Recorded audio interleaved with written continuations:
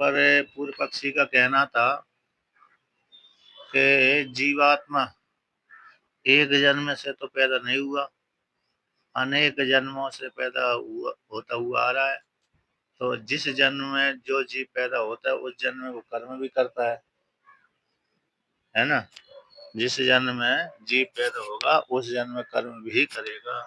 तो इसलिए व्यक्ति के 3 प्रकार के कर्म होते हैं, शुक्ल, कृष्ण और शुक्ला कृष्ण। यानी एक शुभ वाले होते हैं, एक अशुभ वाले होते हैं, एक शुभ अशुभ, शुभ और अशुभ वाले होते हैं, मिश्रित होते हैं, शुक्ल कृष्ण और शुक्ला कृष्ण। तो इसलिए अब एक जन्म तो प्रारब्ध के द्वारा प्राप्त हो गया, लेकिन संचित वाले जो कर्म हैं उनको वो भी तो उनको फल भोगाना चाहिए। तो और जो क्रियमाण ज्ञान होने के उत्तर काल में भी कर्म बन जाते हैं, ज्ञान होने से पहले भी कर्म रहते हैं। तो अनेक जन्मों से कर्म बनते हुए आ रहे हैं। वो 3 प्रकार के कर्म हैं, शुक्ल कृष्ण और शुक्ला कृष्ण। उनका तो क्षय हुआ नहीं है, समाप्ति हुई नहीं है। और जो ज्ञान होने के उत्तर काल में भी कर्म बनते हैं तो उनका भोग हुआ नहीं, क्षय हुआ नहीं है। क्योंकि सिद्धांत है, स्मृति कहती है अवश्य भी भोक्तव्य कृतम कर्म सुवस्व और ना भुक्तम क्षीयते कर्म कल्पकोटि सतैरपि, ना अमुक्तम क्षीयते कर्म कल्पकोटि सतैरपि। स्मृति कहती है और जब तक कर्मों का उपभोग नहीं होता तब तक सैकड़ों हजारों कल्प बीत जाए तब भी उन कर्मों का नाश नहीं होता, इसे अवश्य भोगना पड़ता है। इसलिए जो संचित वाले कोटि के जो कर्म हैं उन कर्मों का बिना भोग किए क्षय होना संभव नहीं है। इसलिए 3 प्रकार जो संचित वाले कर्मों से भी एक जन्म मान लेना चाहिए। एक तो शुभ वाले कर्मों से एक शुभ अशुभ और शुभ, तो 3 प्रकार के कर्म होते हैं। तो 3 प्रकार के जन्म, 3 और जन्म स्वीकार कर लेना चाहिए ज्ञान होने के पश्चात।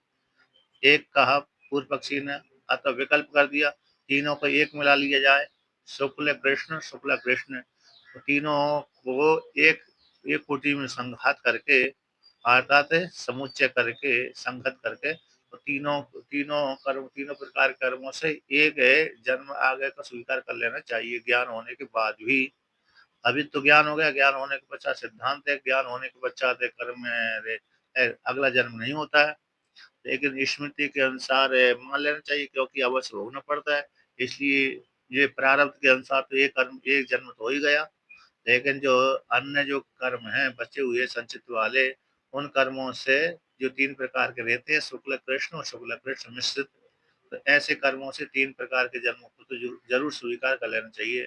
तो 3 जन्मों को और आगे इन 2 और आगे मान लेना चाहिए।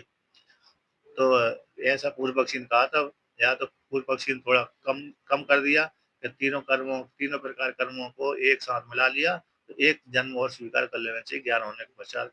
इसी ज्ञान के द्वारा उनका नाश नहीं मानना चाहिए, ऐसा पूर्व पक्षी का कहना था। ज्ञान के द्वारा उन कर्मों का नाश नहीं मानना चाहिए।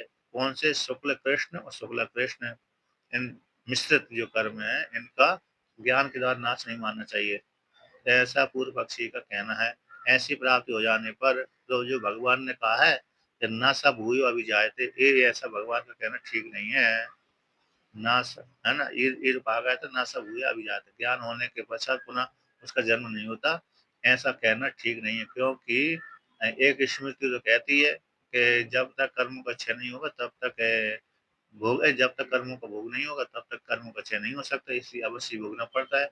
इसलिए तो ज्ञान होने के बाद भी एक जन्म अथवा 3 जन्म, एक जन्म अथवा 3 जन्म स्वीकार कर लेना चाहिए, ऐसा पूर्व पक्षी का कहना है। ऐसी प्राप्त हो जाने पर सिद्धांति कहते हैं ऐसी बात नहीं है।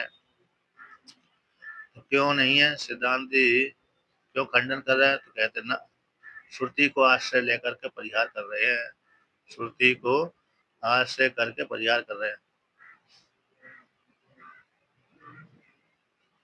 तो कहते क्षीयन्ते चास्य कर्माणि तस्मिन् दृष्टे परावरे, विद्यते ग्रंथि छिद्यन्ते सर्व संशय क्षीयन्ते चास्य कर्माणि तस्मिन् दृष्टे परावरे, विद्यते हृदय ग्रंथि छिद्यन्ते सर्व संशय क्षीयन्ते चास्य कर्माणि तस्मिन् दृष्टे परावरे। तो यहाँ पर वर्णन किया है कि छीयन्ते चास्य कर्माणि, इस श्रुति में वर्णन किया कि परमात्मा की जान लेने, परावर रूप परमात्मा को जान लेने पर, तो छीयन्ते चास्य कर्माणि अस्य साधकस्य कर्माणि सर्वाणि छीयन्ते, कहते इसे साधक के, कौन से विद्वान के, जिसने आत्म तत्व को जान लिया है, ऐसे विद्वान के सारे जो कर्म थे वो क्षय हो जाते हैं उस परमात्मा को जान लेने पर। एक मुंडक उपनिषद श्रुति कहती है और दूसरी श्रुति कहते हैं ब्रह्मवेद ब्रह्मैव भवति, ब्रह्म को जानने वाला ब्रह्म ही होता है। अब ब्रह्म को जिसने जान लिया है ना, ब्रह्म को जिसने जाना है वो ब्रह्म भी हो गया। अब ब्रह्म में तो कोई कर्तापन भोक्तापन है, उसको तो होता नहीं है, इसलिए दोबारा जन्म नहीं होता, इसलिए उस ब्रह्म में भी कोई कर्म नहीं है। तस्य तावदेव चिरम, कहते हैं उसको विधेय केवल की देरी उतनी देरी है जब तक प्रारब्ध भोग समाप्त नहीं होता। तस्य तावदेव चिरम, उतना ही देरी बची हुई है विधेय केवल की प्राप्ति में, जब तक उसका प्रारब्ध कर्म क्षय नहीं होता। प्रारब्ध कर्म क्षय होते ही शरीर छोड़ते ही यानी विधेय केवल की प्राप्ति हो जाएगी। जीवन मुक्त अवस्था में तो विचरण कर रहा है, लेकिन अभी उसका विधेय केवल की प्राप्ति नहीं हुई क्योंकि उसका थोड़ा प्रारब्ध भोग बना हुआ था, इसलिए इस प्रकार से भोग समाप्त हो जाती तो विधेय केवल की प्राप्ति हो जाएगी। हाँ, प्रारब्ध कर्म ज्ञान के द्वारा नाश से नहीं होते, छोड़े हुए बाण के समान देते हैं, उसके आगे विचार आएगा। कहते हैं ईसी का तूलवत सर्व कर्माणि प्रदूष्यन्ते, ईसी का तूलवत, इसी का तूलवत सर्व कर्माणि प्रादुष्यन्ते, ये क्या बोलते हैं, इस सरकंडे की रुई की समान, ऐसे सर इसी का तूल तो पतला बारीक होता है, यहाँ पर के सरकंडे की रुई की समान ज्ञान सभी कर्म द्वारा ज्ञान द्वारा नष्ट हो जाते हैं, ज्ञान के द्वारा नष्ट हो जाते हैं। इसी का, इसी का तूल जैसे वो बोले थे ना, इसी का तूल, अरे जो कांच निकालते हैं ना, कांच के भीतर का जो बारीक बारीक बारीक है, जिससे व्यक्ति मूंज बनाते हैं, वो बनाते हैं, यानी जनेऊ बनाते हैं,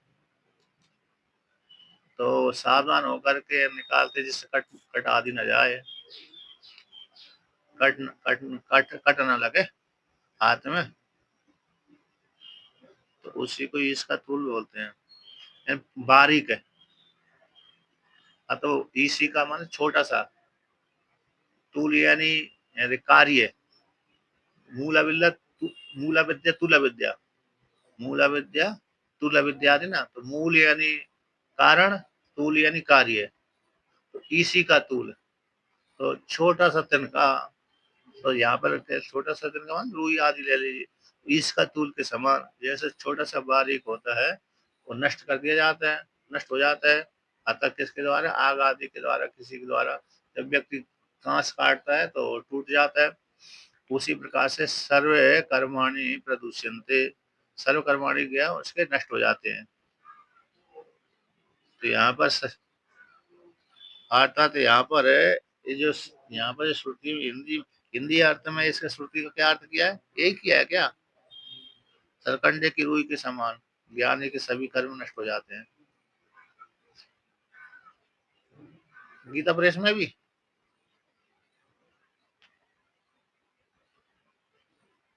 अच्छा अच्छा, चलिए।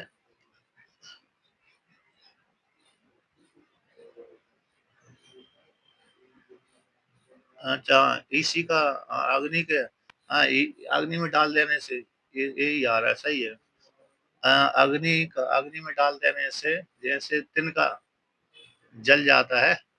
हाँ, इसी का तूल, तूल यानी कार्य होगा, तो इसी का यानी जैसे रुई का अगला भाग, रुई डाल दो, मतलब कोई भी बारीक, अरे कण वो है, तिनका है, रुई हो तिनका हो जो भी है, पत्ते आदि जैसे अग्नि में डाल देने पर वो जल जाते हैं, भस्मीभूत हो जाते हैं, उसी प्रकार से सर्वकर्माणि प्रदूयन्ते, सारे कर्म कैसे हो जाते, नष्ट हो जाते हैं, यानी ज्ञान के द्वारा नष्ट हो जाते हैं, ज्ञान रूप अग्नि के, हाँ, ज्ञान रूप अग्नि के द्वारा सारे कर्म नष्ट हो जाते हैं,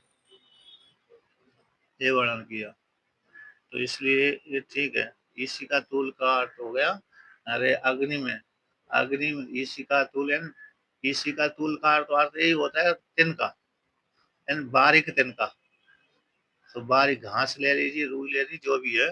तो जैसे इसका तूल आदि को अग्नि में जब प्रक्षेप करेंगे, तो जैसे अग्नि उस तिनके को भस्मीभूत कर देती है, उसी प्रकार से जो जितने भी संचित वाले जो कर्म थे, संचित जन्म जन्मांतरों के जो संचित वाले कर्म थे, शुक्ल कर्म, कृष्ण कर्म और शुक्ल कृष्ण कर्म, यानी शुक्ल कर्म हो गया और कृष्ण कर्म हो गया, यानी शुक्ल यानी पुण्य वाले कर्म, पाप वाले कर्म और मिश्रित कर्म, पाप पुण्य वाले मिश्रित कर्म। ये सारे जो मिश्रित तीनों प्रकार के कर्म थे, ज्ञान के द्वारा, ज्ञान रूप अग्नि के द्वारा भस्मीभूत हो जाते हैं। जैसे जैसे तिनका अग्नि में डालने पर अग्नि के द्वारा भस्मीभूत हो जाता है, उसी प्रकार से उसे ब्रह्मवेत्ता के जो कर्म थे, वो कर्म ज्ञान रूप अग्नि के द्वारा भस्मीभूत हो जाते हैं। अब इत्यादि श्रुति सतेभ्य, इत्यादि श्रुतियों के माध्यम से, इत्यादि श्रुतियों के माध्यम से उक्त विषय उक्तो विदुषा सर्व कर्म रहा। तो विद्वान के लिए जो जितने भी तीन प्रकार के जो कर्म पूर्व पक्षी कह रहा था, संचित वाले जो कर्म थे संचित कोटि के, और क्रियमाण वाले भी, क्रियमाण वाले कर्म भी, और संचित कोटि के जो कर्म थे, यानी पुण्य पाप और पुण्य पुण्य पाप, तीनों प्रकार कर्मों कैसे होते हैं, सभी उन सारे कर्मों का दहाय का विद्वान के लिए कथन किया गया है। श्रुति ने, श्रुतियों ने विद्वान के सारे कर्मों को दहाय का वर्णन किया है कि विद्वान में कोई भी कर्म शेष नहीं रहते, प्रारब्ध को छोड़ करके, प्रारब्ध कर्मों को छोड़ करके संचित कोटि के जितने भी कर्म थे, पुण्य पाप और पुण्य पाप वाले कर्म, वो सारे कर्म कैसे दहाय हो जाते हैं। ज्ञान होने के उत्तर काल में तो अहंकार भाव न होने से, ज्ञान होने के उत्तर काल में विद्वान में अहंकर्तापन का भाव न होने से उसके कर्म बनते ही नहीं है। जिसके मन में कर्तापन का भाव होता है, उसमें विद्युता भी नहीं होती, मतलब ब्रह्मवेत्ता भी वो नहीं कहलाता। इसलिए ज्ञान होने के उत्तर काल में कर्तापन का भाव न होने से कर्म, क्रियमाण कर्मों का फल उसको प्राप्त होते नहीं।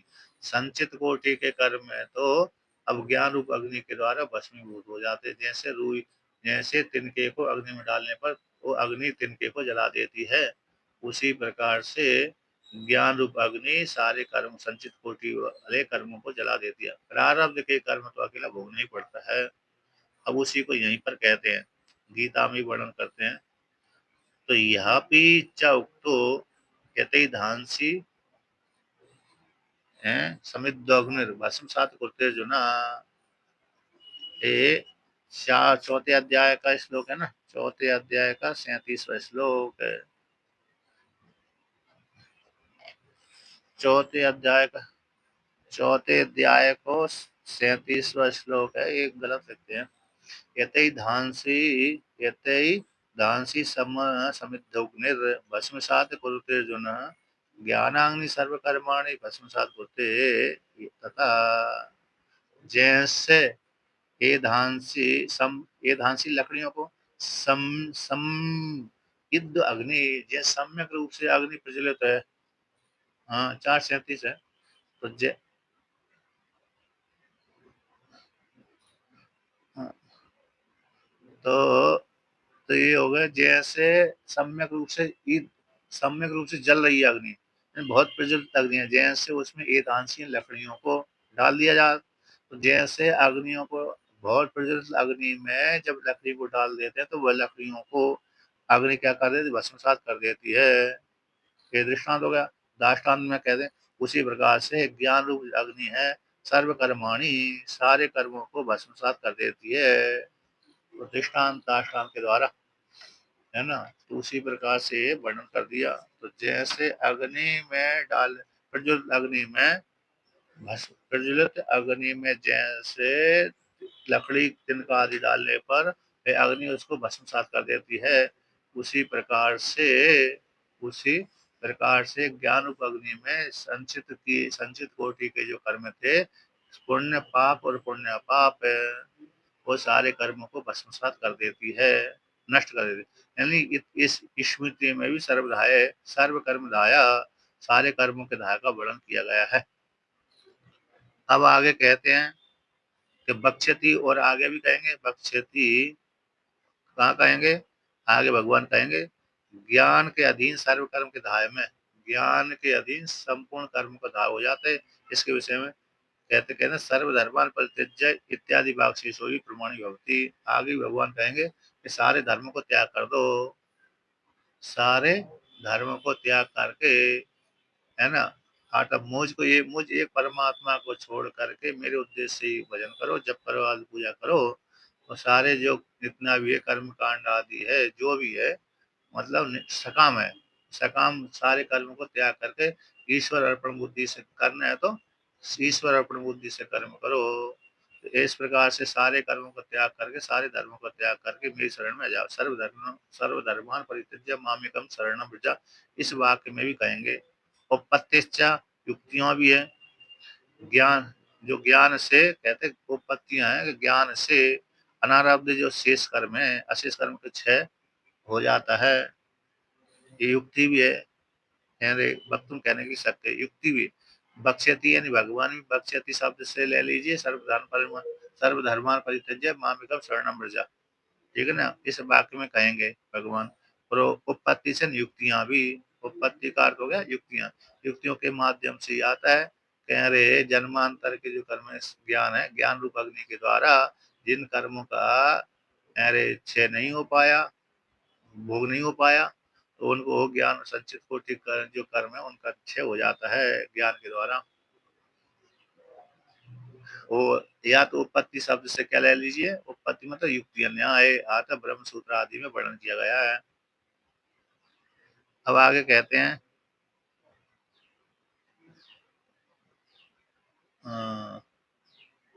तो कहते हैं उसी को कहते हैं कि अविद्या, अविद्या काम क्लेश बीज निमित्तानि कर्माणि जन्मांतर अंकुरम आरवन्ते।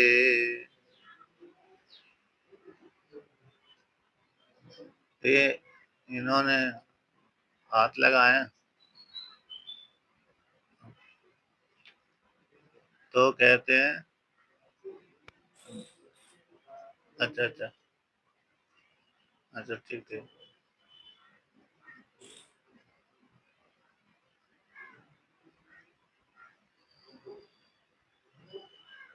तो देखिए, हाँ, तो अविद्या है, अविद्या है, काम है, क्लेश बीज निमित्तानि कर्मणि। अविद्या प्रधान कारण है, अविद्या प्रधान कारण है। अविद्या है, काम क्लेश बीज निमित्त जो कर्माणि होते हैं, जो कर्म अविद्या को लेकर कामना है, क्लेश बीज के निमित्त जो जितने भी कर्माणि है, जन्मांतर अंकुरम, दूर से जन्मांतरों के अंकुर को आरंभ करते हैं। ऐसे अविद्या से युक्त होकर के काम क्लेश बीज के निमित्त जो कर्माणि हैं, वे कर्माणि कैसे होते, अगले जन्मों के आरंभ करने वाले होते हैं। कहते यहाँ भी, यहाँ पर भी, यानी इस गीता वाक्य में भी, यहाँ पर भी, और किसके लिए होते हैं, अज्ञानी के लिए होते हैं। इसमें टीका आया है, टीका, टीका में देखिए कहते हैं अज्ञानी के, जो अज्ञानी व्यक्ति है उसके लिए अविद्या, अस्मिता, राग, द्वेष, अभिनिवेश, ये 5 क्लेश होता है। अविद्या काम यानी कामना हो गई, और क्लेश, क्लेश, तो क्लेश से यहाँ पर टीकाकार ने पंच क्लेश ही ले लिया कि योग सूत्र के, योग सूत्र में आया है अविद्या है, अस्मिता है, राग है, द्वेष है, अभिनिवेश है, ये जो पंच क्लेश कहलाते हैं, पंच क्लेशात्म कहानी, ये सारे कैसे अनर्थ के बीज हैं, ये सारे अनर्थ के बीज, ये क्लेश जो कैसे बीज है, और कौन से किसके बीज है, अनर्थ के बीज हैं। तानी उनको निमित्त बना करके, उन्हीं पंच क्लेशों को निमित्त बनाकर, अविद्या से होकर के पंच क्लेशों को निमित्त बना करके धर्म में अधर्म कर्माणी, जो धर्म वाले कर्म, अधर्म वाले कर्म है, वो कर्म करता है, उन क्लेशों को निमित्त बना करके, अविद्या से तो करके क्लेशों को निमित्त बना करके धर्म अधर्म वाले कर्म करता है।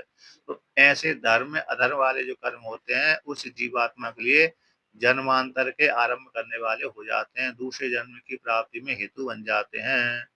तो विद्वान और कहते हैं विद्वान के, विद्वान के नहीं बनते, विद्वान के तो भाई ज्ञान रूप अग्नि के द्वारा दग्ध हो जाते हैं। तो विद्वान के यहाँ पर टीकाकार ही कहते हैं कि जो विद्वान के हैं, विद्वान के हैं, तो कहते हैं विद्वान के तो विद्या दग्ध क्लेश बीजस्य, विद्वान के तो ब्रह्म विद्या के द्वारा उसके क्लेश के जो बीज थे, अविद्या अस्मिता राग द्वेष अभिनिवेश जो पंच क्लेश थे, वो ये क्लेश के बीज है, ये तो दग्ध हो जाते हैं ब्रह्म विद्या के द्वारा। और फिर दग्ध हो जाने के पश्चात फिर वो दिखता क्यों, शरीर क्यों दिखता है आदि, है ना, करता हुआ क्यों दिखता है, प्रतिभास मात्र शरीर है कर्माणी। अब वो जो ज्ञानी में जो कर्म देखते हैं प्रतिभास मात्र है, कैसे दिखते मात्र, जैसे रस्सी जल जाती है ना, रस्सी बुना हुआ नहीं,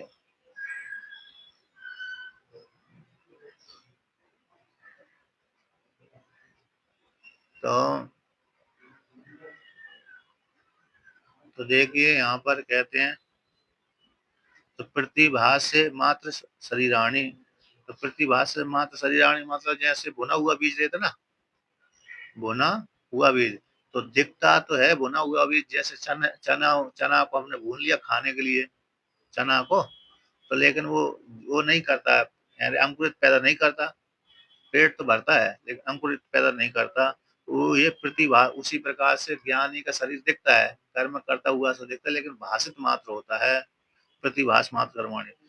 न तानी शरीर आरम्भ कहानी है, उसके जो कर्म है, ज्ञानी के जो कर्म है, जैसे भुना हुआ बीज वो अगला अंकुरित पैदा नहीं करता है, क्योंकि पेट तो भर देता है लेकिन अंकुरित पैदा नहीं करता, उसी प्रकार से ज्ञानी ज्ञान होने के उत्तर काल में जो ज्ञानी कर्म करता है वे कर्म उसके शरीर के आरंभ के नहीं होते दूसरे, क्यों दग्ध पट्टवद अर्थ क्रिया सामर्थ्य अभावात है। तो दग्ध पट्ट के समान, दग्ध पटवत समान, दग्ध पटवत बोल रहे यहाँ पर, दग्ध पट होता ना, यानी जला जो वस्त्र जला दिया गया, पट यानी वस्त्र, जिस पर पट को जला दिया गया है, अब उसमें अर्थ क्रिया की सामर्थ्य नहीं है, यानी हम कागज जलाते ना कागज, अब वो कागज में फट, कभी कभी कोई कागज फटता नहीं, वैसा के वैसा रखा रहता है, अक्षर भी दिख जाते हैं, वैसा के वैसा दिख जाते हैं, काला काला भी है तो अक्षर भी दिख जाते हैं उसके, दिखते हैं नहीं दिखते, तो वो ऐसे वो कागज अक्षर भी दिख जाते हैं, वो भी दिख जाते हैं, हाँ, तो उसमें क्रियार्थ की सामर्थ्य नहीं रहती, दिखता मात्र है, उसी प्रकार तो ये दृष्टांत है, जैसे कागज को जला देने से वो कागज तो कि जैसा दिखता तो है लेकिन उसमें लेखन क्रिया आदि नहीं कर सकते, उसी प्रकार से यहाँ पर दृष्टांत दिया जी टीकाकार ने दग्ध पट के समान, तो जैसे पट को जला दो तो उतना ही चौड़ा चौड़ा करके जलाया था तो उतना पड़ा रहता है, लेकिन उसमें क्रिया सामर्थ्य नहीं कर सकते, लेना देना नहीं कर सकते, व्यवहार नहीं कर सकते।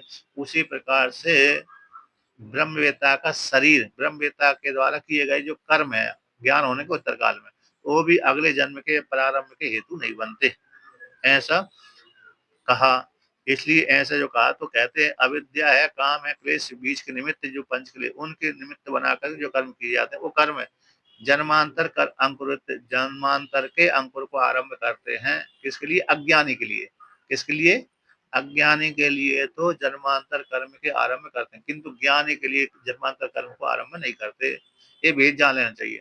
अज्ञानी व्यक्ति यदि कर्म करता है पंच क्लेशों से युक्त होकर के, अविद्या अस्मिता राग द्वेष अभिनिवेश पंच क्लेश ये ही बीज है, अगले कर्म की उत्पत्ति में हेतु बनते हैं, क्योंकि पंच जब तक व्यक्ति को पीड़ा नहीं होती तब तक कर्म नहीं करता है, तो पीड़ा हटाने के लिए और पीड़ा ना इससे बचने के लिए, पीड़ा ना इससे बचने के लिए, पीड़ा हटाने के लिए इस प्रकार से शुभ अथवा अशुभ वाले कर्म कर देता है, वही कर्म है उससे क्लेश से युक्त होकर के, अविद्या से युक्त होकर के, अज्ञान तो बैठे हुए हैं तो पंच क्लेशों से युक्त होकर के अगले कर्म करते, वही अगले कर्म अगले जन्मांतर के हेतु बन जाते हैं अज्ञानी के लिए, किंतु ज्ञानी के लिए नहीं बनते, बुने हुए बीज के समान।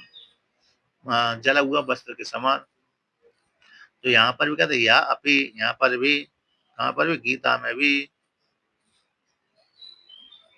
तो यहाँ पर भी यही जान लेना चाहिए, जो से जैसे बुना हुआ बीज दिखता तो है लेकिन वो अंकुरित पैदा नहीं करता, उसी प्रकार से ज्ञानी में जो कर्म दिखते हैं, शरीर आदि दिखते हैं, और उस ज्ञानी में शरीर, ज्ञानी के शरीर में कर्म करते हुए से दिखते हैं ज्ञानी के विषय में। लोग वह कहते हैं कि महात्मा जी बहुत, मतलब जो ब्रह्म वेत्ता है, महात्मा जी है, जो भी है, तो वो बहुत कर्म करते हैं इत्यादि। इतने बड़े सिद्ध होने के पश्चात भी, ज्ञानी होने के पश्चात भी कर्म करते हैं, ऐसे लोग कहते रहते हैं। तो उनके जो कर्म देख रहे हैं वो प्रतीति मात्र वाले हैं, करते हुए नहीं है, कर्तापन का भाव उनमें नहीं है, ऐसे जान लेना चाहिए। तो यहाँ यह अपी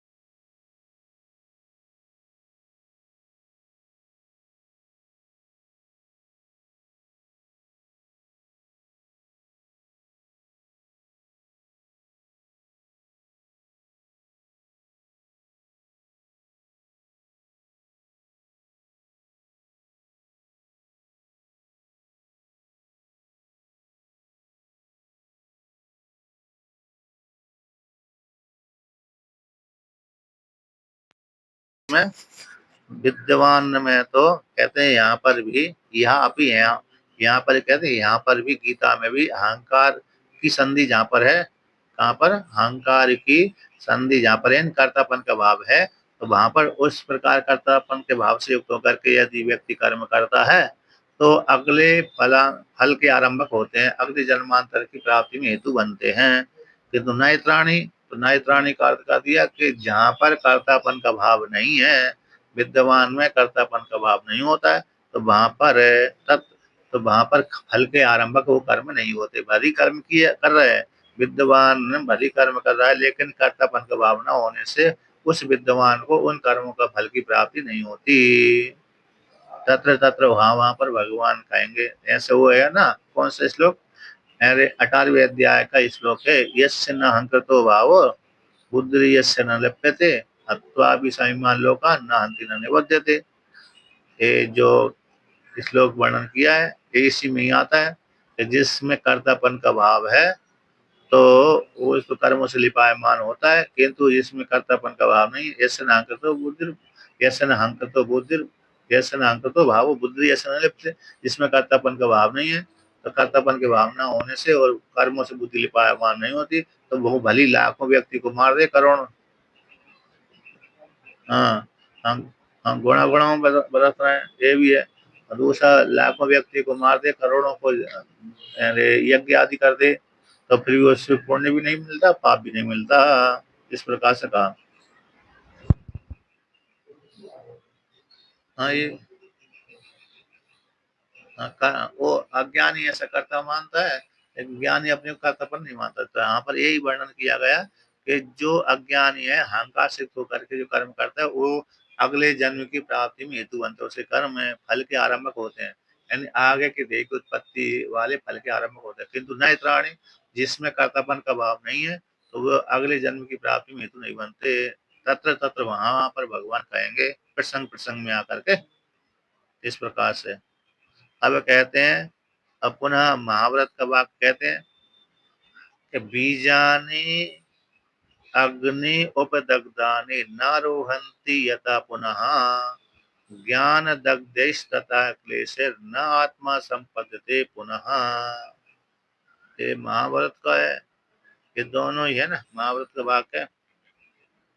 तो यहाँ पर कहते हैं बीजानि अग्नि दग्ध, अग्नि उपदग्धानि, तो जैसे अग्नि के द्वारा बीजों को दग्ध कर दिया गया है, अग्नि के द्वारा बीजों को भून लिया, भुना दिया, जैसे चना भूनते ना, चना है चावल है, चना चावल दोनों ही तो भूनते हैं।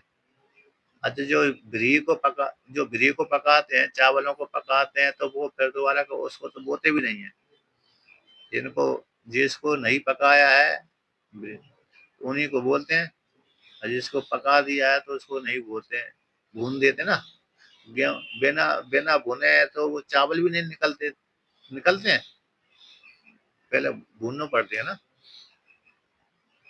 तो जैसे यहाँ पर यही कहा गया कि बीजानि अग्नि उपदग्धानि, जो बीजों को गेहूं है, चना है, इनको भून दिया जाता है, दग्ध कर दिए जाते हैं, आधा सेक कर दिए जाते हैं, तो न रोहंती यथा पुनः, फिर वो उगती नहीं है, अंकुरित नहीं होते, और किसान उनको बोता भी नहीं है। तो क्या करते हैं वो, जैसे भुने हुए बीजों को उनमें अंकुरित नहीं होते, यथा ये दृष्टांत हो गया, उसी प्रकार से ज्ञान रूप अग्नि के द्वारा दग्ध हो गया क्लेश, ज्ञान रूप अग्नि के द्वारा क्लेशों को दग्ध कर दिया गया। तो दग्ध कर देने से अब क्लेश, पंच क्लेशों को ज्ञान रूप अग्नि के द्वारा दग्ध कर दिया।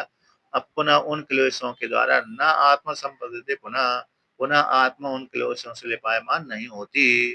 भुनु ये बीज के समान, जैसे अग्नि के द्वारा बीजों को भून देने पर बीज पुनः अंकुरित नहीं होते, उसी प्रकार से ज्ञान रूप अग्नि के द्वारा पंच क्लेशों को, अविद्या, अस्मिता, राग, द्वेष, अभिनिवेश, जो पंच क्लेश हैं, उनको दग्ध कर दिया गया। तो दग्ध कर देने से उन क्लेशों से पुनः लेपायमान आत्मा नहीं होती, संपदते न संपदते पुनः। इस प्रकार से वर्णन किया। तो अस्तु, तो क्या हो गया, तो यहाँ पर कहते हैं ठीक है,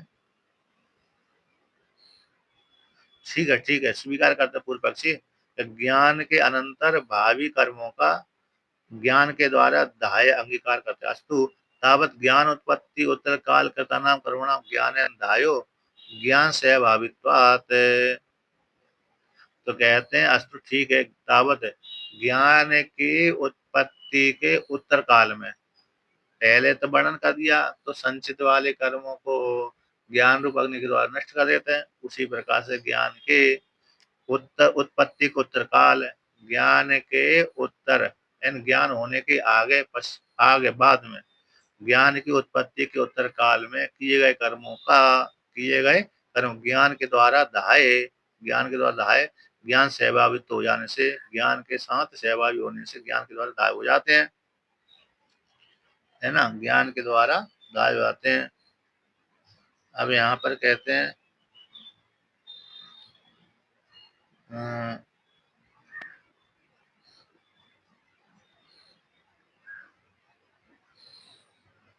तो ज्ञान, ज्ञान सहभागिता, ज्ञान के साथ साथ ही, क्योंकि जिस ज्ञान के द्वारा धायो इन ज्ञान सहभागित्व, ज्ञान के साथ साथ ही उनको कैसे हो जाता, जो ज्ञान से पहले किए गए संचित कोटि में, तो वो भी ज्ञान के द्वारा दाय हो जाते हैं। ज्ञान होने के, जिस काल में ज्ञान कर रहा है उस काल के भी उनके सहभागी हो जाने से नष्ट हो जाते हैं, उत्तर काल वाले भी नष्ट हो जाते हैं।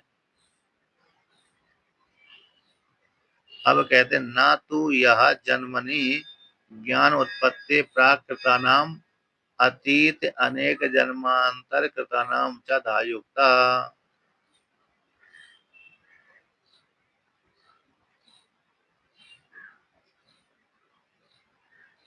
किंतु यहाँ पर कहते हैं, यहाँ पर क्या कहते हैं, ये विरोध को लेकर कहते हैं, विरोध विरोधी ग्रस्ता नाम एवं उत्पत्ति हेतु।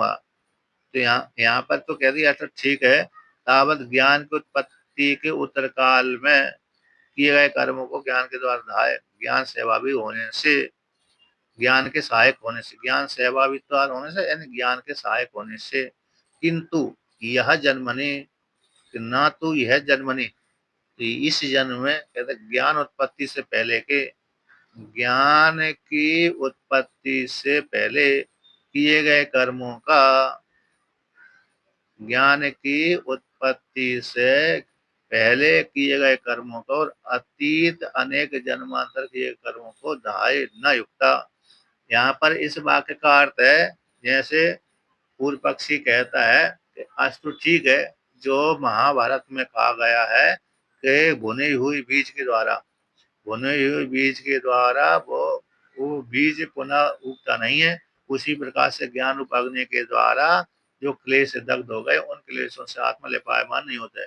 इस वाक्य को लेकर के पूर्व पक्षी कहता है कि अस्तु ठीक है, ज्ञान होने के उत्पत्ति, ज्ञान की उत्पत्ति के उत्तर काल में किए गए कर्मों का ज्ञान के द्वारा दाय मान लिया जाता है, ज्ञान सेवावी होने से, ज्ञान के सहायक होने से, ज्ञान के काल में पैदा हुए थे, ज्ञान सेवा, ज्ञान जिस काल में ज्ञान कर रहा था उस काल में पुण्य भी कर रहा था, तो कर्मों का ज्ञान के समकाल होने से उनका नाश मान लेना चाहिए। किंतु कहते ना तो या किंतु इस जन्म में, यह जन्म यानी कब, किस इस जन्म कब, ज्ञान उत्पत्ति प्राक, ज्ञान की उत्पत्ति से पहले, ज्ञान की उत्पत्ति से पहले और किए गए कर्मों को, अतीत अनेक जन्मांतर कर्मों को दाय न युक्ता, दाय नहीं मानना चाहिए, ऐसा पूर्व पक्षी का कहना है। मतलब ज्ञान होने के बाद के, ज्ञान होने के बाद में तो ज्ञान के द्वारा दाय मान लेना चाहिए, और ज्ञान ज्ञान करा उस काल में, समकाल में पुण्य पाप व्यतीत करता है, तो उस काल में के भी कर्मों को नाश मान लेना चाहिए, है ना।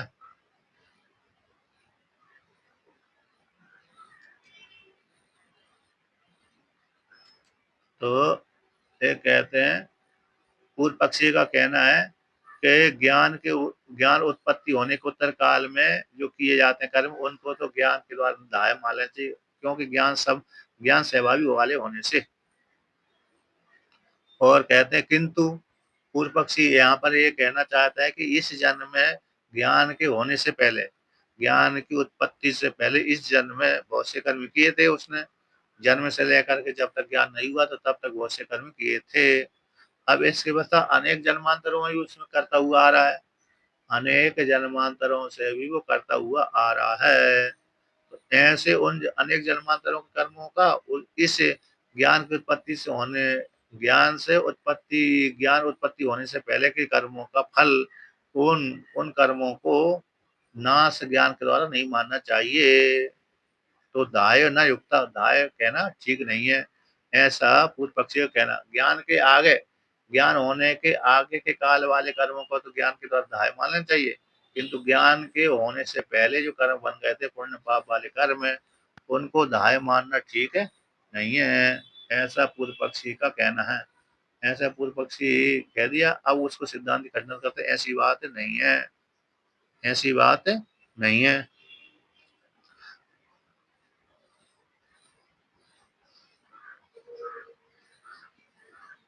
यहाँ पर टीकाकार कहते हैं कि अस्मिन जन्म में अथवा जन्मांतर में ज्ञान के पूर्व भावी कर्मों को, ज्ञान से पहले के पूर्व भावी कर्मों को न तो धायो हो, उस प्रकार से दाय नहीं मानना चाहिए कि विरोधी के बिना ही प्रवृत्ति होती है, न ततो धायो, विरोधी बिना प्रवृत्ति, उसमें कोई विरोध नहीं है, उसको विरोध करना कोई ठीक नहीं है। तो इस प्रकार से अर्थात, ज्ञान के उत्पत्ति से पहले के कर्मों को दाय नहीं मानना चाहिए, जन्मांतर कर्मों को दाय नहीं मानना चाहिए, संचित कोटि कर्मों को नष्ट नहीं मानना चाहिए, ऐसा पूर्व पक्षी कहना है। तो सिद्धांति कहता ना ऐसी बात नहीं है, क्योंकि भगवान ने कहा है सर्व कर्माणि इति विशेषणात्, सारे कर्मों को विशेषण दिया है, यानी ज्ञानाग्नि सर्व कर्माणि भस्मसात कुरुते जुना, ये जो यतई धांसी समुद्धाग्नो वाक्य है ना, यतई धांसी समुद्धाग्नो, और इसी का ये वाक्य है। तो ज्ञानाग्नि सर्व कर्माणि भस्मसात कुरुते जुना, तो भगवान ने सर्व कर्माणि विशेषण दिया है, चाहे यह जन्म के हों, चाहे पूर्व जन्म के हों, जन्मांतर के हों, और चाहे ज्ञान होने से पहले के जो कर्म हों, वो सारे कर्मों में सर्व शब्द ग्रहण कर लेने से तो जन्मांतरों के कर्मों का भी ग्रहण हो जाता है। इसलिए ऐसा नहीं, हाँ, हाँ, हाँ, बस ज्ञानाग्नि सर्वकर्माणि, इस वाक्य में सर्वकर्माणि शब्द विशेषण जोड़ा है भगवान ने, इसलिए आप एक जन्म के स्वीकार कर रहे हैं, ज्ञान के उत्तर काल के कर्मों को स्वीकार कर रहे हैं, किंतु ज्ञान उत्पत्ति होने से पहले कर्मों को और जन्मांतर कर्मों को स्वीकार नहीं कर रहे, ऐसी बात नहीं है, ऐसा नहीं करना चाहिए। इसी भगवान ने तो सर्वकर्माणि बोल दिया, तो सर्वकर्म से जन्मांतर के भी कर्म आ जाते हैं, तो सारे कर्मों को नाश हो जाता है, ज्ञान रूप अग्निद्वार भस्मीभूत हो जाता है।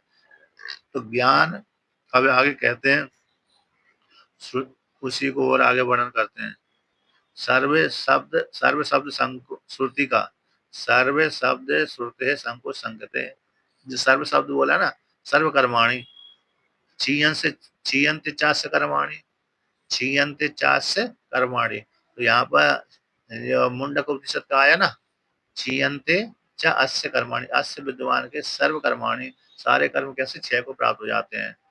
तो यहाँ पर कहते हैं कि सर्व शब्द श्रुति के संकोच के ऊपर शंका करते हैं, सर्व शब्द के ऊपर शंका करते हैं। क्या करते हैं कि ज्ञान उत्तर काल भावी नाम एव सर्व कर्मणाम इति चेत। तो पूर्व पक्षी का कहना, भाई जो भगवान ने वाक्य बोला है सर्व कर्माणि क्षीयन्ते, तो यहाँ तो कौन से कर्मों को भगवान ने कहा है। तो भगवान ने कहा है कि ज्ञान की उत्पत्ति काल, ज्ञान उत्तर काल में, जिस काल में ज्ञान हुआ है उसके आगे भी तो व्यक्ति कर्म करता है। प्रारब्ध भोग बड़ा बलवान रहता है। तो प्रारब्ध भोग रहने के कारण प्रारब्ध कर्म को भोग जब तक क्षय नहीं होगा तब तक शरीर का नाश नहीं होता, विजय केवल की प्राप्ति नहीं होती। तो 100 वर्ष का प्रारब्ध बचा हुआ है, चाहे 200 वर्ष का बचा रहता है किसी किसी का, है ना, सामान्य मनुष्यों का। तो ज्ञान होने के पश्चात भी ब्रह्म वेत्ता कर्म करता रहता है। उस काल में जो उसके शुभ अथवा अशुभ वाले कर्म बन जाएंगे, तो शुभ अथवा अशुभ वाले कर्म बन जाने से उन कर्मों के लिए ही भगवान ने कहा है, ऐसा मान लिया जाए। ज्ञान के हो जाने के उत्तर काल में जो कर्म बनते हैं, है ना, ज्ञानी से, उन कर्मों को ही भगवान ने कहा सर्व कर्माणि, वो ना कि पूर्व के कर्मों को। ऐसा पूर्व पक्षी कहना। इसी सर्व कर्माणि जो शब्द है यहाँ पर है, सच्चरितार्थ हो जाएगा, इति चेत, ऐसा मान लिया जाए। तो सिद्धांत कहता ना, ऐसी बात नहीं है। संकोचे कारण अनुपत्ति, संकोच में, सर्व शब्द के संकोच में कारण की उत्पत्ति नहीं है। कोई कारण होता तो उत्पत्ति होती, है ना, कारण है ही नहीं, बिना कारण के ही संकोच करना ठीक नहीं है। जैसे किसी ने व्यक्ति ने कुछ वस्तु दिया लेने के लिए, ये सामान ले आना इस वस्तु से, अब उसको बीच में बचा लेना ठीक नहीं है ना। बीच में तभी बचाया जाता कोई कारण हो, लेकिन बीच में बचा लेना तो फिर ठीक नहीं है। यदि बचाते हैं तो बेईमानी करता है। इसलिए यहाँ पर क्या संग, उसी प्रकार से यहाँ पर भी सर्वकर्माणी शब्द से ग्रहण तो कर लिया, तो आगे को स्वीकार कर रहे, पीछे को नहीं स्वीकार कर रहे। इसमें सर्व शब्द का संकोच कर रहे हो, इसमें कोई कारण बताओ तभी तो मान लिया जाएगा। लेकिन बिना कारण के सर्व शब्द का संकोच मानना ठीक नहीं है। इसलिए चाहे ज्ञान के उत्तर काल के जो कर्म हो, चाहे ज्ञान के पूर्व वाले कर्म हो, है ना, ज्ञान के उत्पन्न होने से पहले के जो संचित वाले कर्म है और ज्ञान होने के पश्चात वाले जो कर्म है, उन कर्मों को सभी को सर्व शब्द से ग्रहण कर लेना चाहिए। अब पूर्व पक्षी की वाक्य कोटा का सिद्धांति कहता है कि यत्तुक्तम, यत जो आपने कहा था, यथा यथा वर्तमान जन्म आरम्भकानि कर्माणि न क्षीयन्ते फलदानाय प्रवृत्तानि एव सति अपि ज्ञाने ततः अनारब्ध फलानाम अपि कर्मणाम क्षयो न युक्तैति। तो आपने कहा था ये जिस प्रकार से, यथा जिस प्रकार से, यथोक्तम यथा वर्तमान जन्म के आरंभक है, वर्तमान जब जन्म के जो आरंभक कर्म होते हैं वो तो हो ही चुके हैं। वर्तमान कर्म, वर्तमान जन्म के आरंभक जो कर्म वो तो आरंभक हो ही चुके हैं। इसके तो जिस प्रकार से वर्तमान जन्म के आरंभक कर्म है वो कर्मों का क्षय नहीं होता, फल दान के लिए प्रवृत्तानि, वो फल देने के लिए प्रवृत्त हुए हैं। क्योंकि हमारा शरीर तो इसी पूर्व वो वर्तमान शरीर जो शरीर है, तो पूर्व के संचित कोटि से उन्मुख, संचित कोटि वाले कर्म थे, वो कर्म जब फल देने के लिए उन्मुख हो गए, प्रारब्ध कर्म के रूप में हमको प्राप्त हो चुके हैं। तो तो वर्तमान जन्म के आरंभ जो कर्म है वो तो फल दे रहे हैं। तो फल देने के कारण वो फल देने के बाद ही नष्ट होंगे। तो वो फल देने के लिए प्रवृत्ति जो कर्म है वो क्षय को प्राप्त नहीं होते। इस प्रकार से एक हो गया। तो इति सती, तो कहते ज्ञाने अपि, ज्ञाने सती अपि, ज्ञान के हो जाने पर भी, ब्रह्म ज्ञान के हो जाने पर भी, है ना, ब्रह्म ज्ञान के हो जाने पर भी जो जो प्रारब्ध कर्म थे, हमको वर्तमान जन्म के आरंभ कर्म थे, वो फल देने के लिए, वो फल दान के लिए प्रवृत्त हुए, उनको ज्ञान के द्वारा नष्ट नहीं होते हो। क्योंकि ज्ञान के हो जाने पर भी, तथा उसी प्रकार से, तथा कहते हैं अनारब्ध फलानी कर्माणी, तो उसी प्रकार से पूर्व पक्षी का कहना था कि अनारब्ध कर्मों को भी क्षय नहीं मानना चाहिए। ज्ञान के उत्पन्न हो जाने के बाद भी जो फल देने के लिए आरब्ध नहीं हुए, फल देने के लिए प्रारंभ नहीं, प्रवृत्ति नहीं हुए, ऐसे कर्मों को अभी क्षय नहीं मानना चाहिए, क्योंकि कर्मत्व हेतु समान है। जैसे ज्ञान प्रारब्ध कर्म में कर्मत्व बैठा हुआ है, उसी प्रकार से संचित कोटि कर्म में भी कर्मत्व बैठा हुआ है। तो इसीलिए जैसे प्रारब्ध कर्म में ज्ञान के हो जाने पर भी वो क्षय नहीं होता, उसी प्रकार से संचित कोटि में गए हुए कर्म भी ज्ञान के द्वारा क्षय नहीं मानना चाहिए। ऐसा जो आपने कहा था ऐसा जो आपने कहा था उसके विषय में हम कहते तद असत, ठीक नहीं है आपका कहना। ठीक है ना। पीछे कहाँ कह दिया था। और कृत्य विपणास आदि दोष भी लगाया था। तो ये इसमें है ना, तीर्णी जन्मानि आरंभेरन संगतानि कर्माणि, इस वाक्य के माध्यम से वर्णन किया था। और ऊपर भी कहा था अति जन्मों को दाय नहीं मानना चाहिए। कहाँ पर, अतीत जन्म ज्ञान की उत्पत्ति, ऊपर की जो पंक्ति आई थी, यह जन्म में ज्ञान की उत्पत्ति से पहले की यह जन्म है, और ज्ञान और अतीत जन्मों में जन्मांतर किए गए कर्मों को दाय युक्त नहीं है, न दाय युक्त है। दाय मानना ठीक नहीं है, ऐसे जो कहा था। तो उसके विषय में कहते तदसत, ठीक नहीं है। तो क्यों नहीं है ठीक, खत्म पूर्व पक्षी पूछता भाई।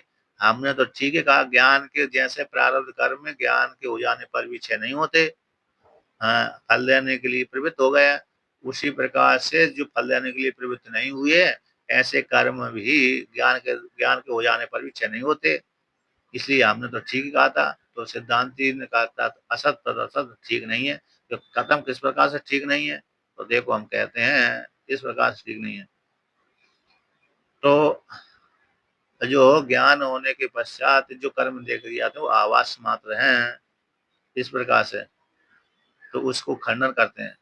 आवासाद इदम इदम आवासाद इदम असाधकम इत्यादि दूसरे।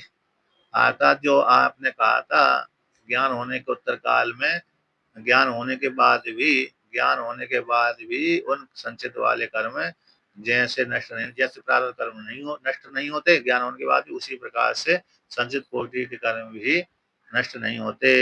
ऐसा कहना ठीक नहीं था। तो ये युक्त युक्त कर्मत्व हेतु दिया है, वो कर्मत्व हेतु ठीक नहीं है, उसी को लेकर कहते हैं कि कथम कत्तेषाम मुक्ति ईसुवत प्रवृत्त फलत्वात्, कहते हैं जो तेषा उन कर्मों का, तेषाम कर्मणाम, तो कौन से कर्मों का, अर्थात जो कर्म ज्ञान होने की, यानी जो कर्म है, यानी जो ज्ञान उत्पत्ति होने से पहले, अर्थात इस वर्तमान शरीर के आरंभक जो कर्म थे, जिन्होंने ध्येय को उत्पन्न कर दिया था, जिन कर्मों के द्वारा वर्तमान शरीर की प्राप्ति हो गई है, वो कर्म है। भली ज्ञान उत्पत्ति हो गई, भली ज्ञान की उत्पत्ति हो जाने पर भी जो कर्म है, कैसे वर्तमान जन्म के आरंभक कर्म है, उन कर्मों का तो भाई एक मुक्त ईसुवत, जैसे धनुष के ऊपर रखा हुआ बाण को, ईश्वन बाण को जब छोड़ दिया जाता है, जब छोड़ दिया जाता है तो प्रवृत्त फल वाला होता है, जहां तक उसका लक्ष्य है वहीं तक जो जाता रहता है। उसी प्रकार से अब इस वर्तमान शरीर की प्राप्ति हो गई है, अब वो छूटे हुए बाण के समान है, और इसी बीच में उसको ज्ञान भी होगा जीवात्मा को इस शरीर में। अब जब तक वो बाण है, जब तक प्रारब्ध भोग समाप्त नहीं होगा, तब तक वो शरीर रुकेगा नहीं। जब तक उसी प्रकार से बाण में, जब धनुष के द्वारा बाण छोड़ दिया गया है, तो धनुष के द्वारा छोड़ा गया बाण जब तक उसमें वेग नहीं, पूरा वेग समाप्त नहीं होता, तब तक वो रुकता नहीं है।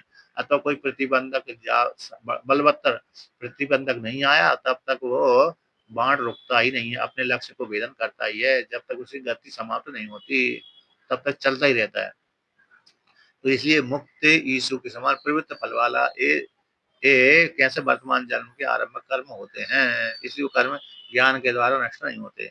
वर्तमान शरीर के आरंभक कर्म ज्ञान के द्वारा नष्ट नहीं होते, बल्कि संचित कोटि के कर्म ही ज्ञान के द्वारा नष्ट हो जाते हैं। और क्रियमाण कर्मों का फल उसको प्राप्त होते नहीं, कर्तव्य का भाव न होने से। तो क्रियमाण कर्मों का फल प्राप्त नहीं होता, और संचित कोटि के कर्म है ज्ञान के द्वारा नष्ट हो जाते हैं, ज्ञान उपाग्नि के द्वारा। तो दृष्टांत देते हैं, यथा पूर्वम लक्ष्य वेदाय मुक्त ईश्वर धनुषो लक्ष्य वेद उत्तर कालम अपि आरब्ध वेग चयात पत्नयन एव निवर्तते एवं शरीर आरंभकम कर्म शरीर स्थिति प्रयोजने निवृत्ते निवृत्ते अपि असंस्कार वेग चयात पूर्वत वर्तते एवं ये वर्णन किया। जैसे पूर्व में पहले लक्ष्य भेद करने के लिए लक्ष्य का भेदन करने के लिए पहले धनुष के ऊपर बाण रख दिया है ना। यीशु धनुषो मुक्ता धनुष के ऊपर बाण रख करके उस बाण को प्रत्यंचा चढ़ाकर खींच करके बाण को छोड़ दिया। क्या कर दिया? बाण को छोड़ दिया। तो बाण को छोड़ देने से लक्ष्य भेद के उत्तर काल में भी उसको लक्ष्य भेदन कर दिया। क्या कर दिया? लक्ष्य भेद के उत्तर काल में तो जहां पर लक्ष्य था तो लक्ष्य के लिए वो बाण चला। तो जब तक आरव देख जब तक जहां तक लक्ष्य में नहीं पहुंचता आत लक्ष्य को भेदन करके आगे भी चलता रहता है। जैसे अर्जुन ने है ना, अर्जुन ने लक्ष्य किसको लगाया था? जयद्रथ के सर को लगाया बनाया था।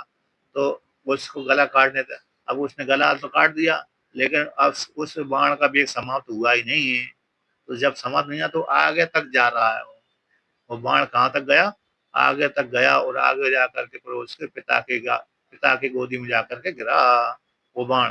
तो जब तक लक्ष्य का भेद करके लक्ष्य का भेदन करके भी आगे चलता रहता, जब तक उसका वेग समाप्त नहीं होता तब तक गिरता नहीं है। तो लक्ष्य का भेदन करके उत्तर काल में भी आरव वेग वाला होने से यानी उसका वेग समाप्त न होने से तो आरव वेग के क्षय से आरब्ध जो उसका आरंभ हुआ है उसके वेग के क्षय के द्वारा ही उसका पतन होता है, तभी निवृत्ता है। पतन के द्वारा ही निवृत्त होती है। जब तक वेग का क्षय नहीं होता तब तक वो वाण चलता ही रहता है ना। और पतन हो जाने से ही वो उसका समाप्ति हो जाती। वेग का क्षय हो जाने से वेग के क्षय हो जाने से ही वो गिरता है, नहीं तो तब तक दौड़ता रहता है। उसी प्रकार से यहाँ पर भी शरीर के आरंभक जो कर्म थे शरीर के आरंभक जो कर्म थे वो शरीर की स्थिति प्रयोजन शरीर को वो धारण बनाए रखते हैं। अब जिस काल में शरीर की स्थिति के प्रयोजन के निवृत्त हो जाने पर शरीर के स्थिति के प्रयोजन के निवृत्त हो जाने पर भी कहते हैं संस्कार असंस्कार वेग चयात है। तो संस्कार के वेग को लेकर के यद्यपि जिसके उद्देश्य को लेकर के शरीर स्थिति प्रयोजन थे वो प्रयोजन समाप्त हो गया। अप्रयोजन समाप्त हो जाने पर भी तो कहते हैं जब तक संस्कार वेग को लेकर के संस्कार वेग के क्षय होने से पहले तक पूर्व के समान भाषित होते हैं अर्थात उसका शरीर बना ही रहता है। विद्यमान का जो शरीर है बना ही रहता है और विद्यमान में उसी प्रकार से संस्कार वेग को लेकर संस्कार को लेकर के पूर्व के समान वो कर्म करता रहता है, प्रवृत्त होता रहता है। जब तक प्रारब्ध भोग पूरा समाप्त नहीं होता है विधेय केवल की प्राप्ति नहीं होती है तब तक पूर्व के समान दिखता रहता है। असंस्कार वेग के क्षय होने से जब तक वेग का क्षय नहीं होता है तब तक वो बना रहता है। असमन्तात संस्कार वेग के क्षय के समान है। क्षय हो जाता है तो क्षय हो जाने के बाद ही वो गिरता है, नहीं समाप्त होता है। नहीं तो इससे पहले जैसे पूर्व में दिख रहा था कर्म करता हुआ ऐसा उसी प्रकार से ज्ञान के उत्तर काल में भी वो दिखता रहता है। जीवन मुक्त अवस्था में विचरण करता रहता है। यद्यपि शरीर की स्थिति के प्रयोजन की निवृत्ति हो गई निवृत्त हो जाने पर भी संस्कार वेग के क्षय से पूर्व के समान यानी आई पूरा पूरा संस्कार वेग समाप्त नहीं हुआ संस्कार क्षय नहीं हुआ। तो जब तक संस्कार का पूरा क्षय नहीं होता है तब तक पूर्व समान दिखता ही रहता है। ठीक है ना। इस प्रकार से वर्णन किया। और अब यहाँ पर कौन सा आया? हाँ ठीक, थोड़ा और बचा।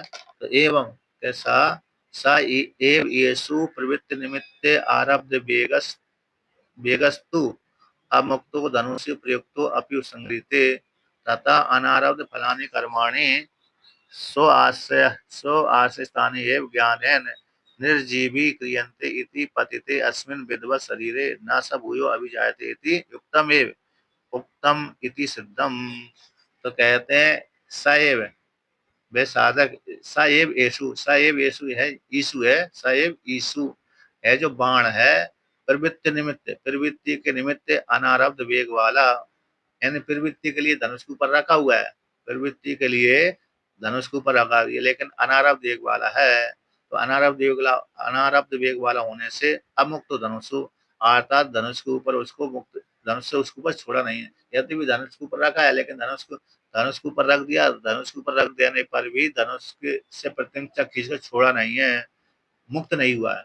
ऐसा जो प्रवृत्ति के निमित्त वाला जो यीशु था, तो ऐसे उसी प्रकार से अनारब्ध वेग वाला था, किंतु उसको अभी वेग उसमें आरंभ नहीं किया था, खींच करके छोड़ा नहीं था, और धनुष के ऊपर रखा भी हुआ है।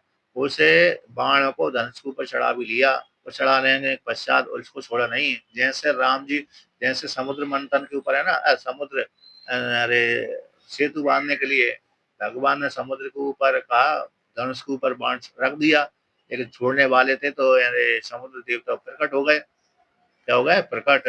और प्रकट हो जाने के पश्चात उन्होंने प्रार्थना करी। इसके पश्चात भगवान राम जी ने समुद्र के ऊपर बाण नहीं छोड़ा, दूसरी जगह छोड़ा, है ना, दूसरी जगह छोड़ा। उसी प्रकार से धनुष के ऊपर रखा हुआ है लेकिन छोड़ा नहीं बाण, ऐसे प्रयुक्त है। तो जो रखा हुआ बाण को जैसे धनुष से उपसंहार कर लिया जाता है, क्या हो जाता है? उपसंहार कर लिया जाता है, उसी प्रकार से यानी उनको हटाया जाता है। ये दृष्टांत होगा, जैसे धनुष के ऊपर रखा हुआ बाण है, उस बाण को छोड़ा नहीं है, किंतु प्रवृत्ति के निमित्त रखा हुआ है, किंतु छोड़ा नहीं है, उसमें वेग नहीं आया, तो ऐसे धनुष के ऊपर रखे हुए बाण को हटा लिया जाता है। उसी प्रकार से अनारब्ध फल वाले जो कर्म थे, संचित कोटि जो कर्म थे, सो आश्रय स्थानीय एवं अपने आश्रय में रहने वाले, तो कौन आश्रय? सो आश्रय स्थानीय सावास अंतकरण निष्ठानीय, जो सारे कर्म अंतकरण में बैठे हुए अंतकरण को आश्रय करके रहते हैं, ऐसे जो कर्म है, तो कर्म कैसे? उस आपने आश्रय में बैठे हुए हैं, एक कर्म है वो ज्ञान रूप अग्नि, और वहीं पर ज्ञान बैठा हुआ है, अंतकरण में ज्ञान रहता है, अंतकरण में कर्म रहते हैं, तो ज्ञान रूप अग्नि के द्वारा अंतकरण में रहने वाले कर्म, उन कर्मों को नाश कर दिया जाता है। निर्बीजी क्रियंते थी, निर्बीज कर दिया जाता है, अर्थात ज्ञान रूप अग्नि के द्वारा जो कर्म है निर्बीज कर दिए जाते हैं। इसलिए जब निर्बीज होगा, जब तक प्रारब्ध कर्म रहा तब तक जीवन, प्रारब्ध कर्म रहा तब तक विद्वान शरीर रहा, अब प्रारब्ध कर्म समाप्त हो गया है, तो पतिते अस्मिन विद्वत शरीर है, तो विद्वान का जब शरीर गिर जाता है, प्रारब्ध भोग समाप्त हो जाता है, न सब हुई अभिजायते, तो वह पुनः उत्पन्न नहीं होता, पुनः उस विद्वान की पर दूसरा जन्म प्राप्त नहीं होता है। इसी उत्तम एवं उत्तम ठीक है, उत्तम इति सिद्धम, इसलिए भगवान ने कहा है कि जिसका अरे प्रारब्ध भोग भी समाप्त हो गया है, जीवन ज्ञान के द्वारा सारे कर्म तो समाप्त हो ही गए, किंतु जिसका प्रारब्ध भोग भी समाप्त हो गया, तो ज्ञान फिर विधेय केवल की प्राप्ति उसको हो जाती है, फिर दोबारा जन्म नहीं होता उसका, इसलिए दोबारा जन्म नहीं होता। इस प्रकार से यहाँ पर वर्णन कर दिया, अर्थात ज्ञान के द्वारा विधेय केवल ज्ञान के द्वारा संचित वाले कर्मों का विनाश हो जाता है, और क्रियमाण कर्मों का फल प्राप्त होता ही नहीं है। तो इस प्रकार से जब विधेय केवल की प्राप्ति होती विद्वान को, तो पुनः शरीर की प्राप्ति नहीं होती, हाँ, अज्ञानी को प्राप्त होती रहती है। इसलिए और जो प्रारब्ध कर्म है वो तो भोग के द्वारा ही क्षय होते हैं, जैसे छूटे हुए बाण के समान प्रारब्ध कर्म होते हैं। जब तक बाण का वेग रहता है तब तक वो बाण चलता ही रहता है, आगे बढ़ता रहता है, जैसे बाण का वेग समाप्त हुआ तब वो बाण नीचे पृथ्वी पर गिर जाता है। उसी प्रकार से जब तक प्रारब्ध कर्म है तब तक उसका शरीर बना रहता है, जब प्रारब्ध कर्म समाप्त हो गए तो शरीर गिर जाता है, नष्ट हो जाता है। वह नष्ट हो जाने के पश्चात वो आत्मा जीव परमात्मा विद्वान था ब्रह्म में जाकर लीन हो जाता है, फिर दोबारा को उसका जन्म नहीं होता। जैसे नदियों का जल जब समुद्र मिल जाता है तो पुनः लौट कर नदियों का जल नहीं आता, है ना। नदियों समुद्र पहाड़ों से निकला हुआ नदियों के माध्यम से जल है, वो जल कहाँ पर? समुद्र में जाकर मिल जाता है, फिर दोबारा लौट करके नहीं आता। इस प्रकार से तो उसी प्रकार से विद्वान भी ब्रह्म में लीन हो जाने पर दोबारा के उत्पन्न नहीं होता, दोबारा को उसका जन्म नहीं होता। इस प्रकार से वर्णन किया। अब आगे का पार्ट कल करेंगे।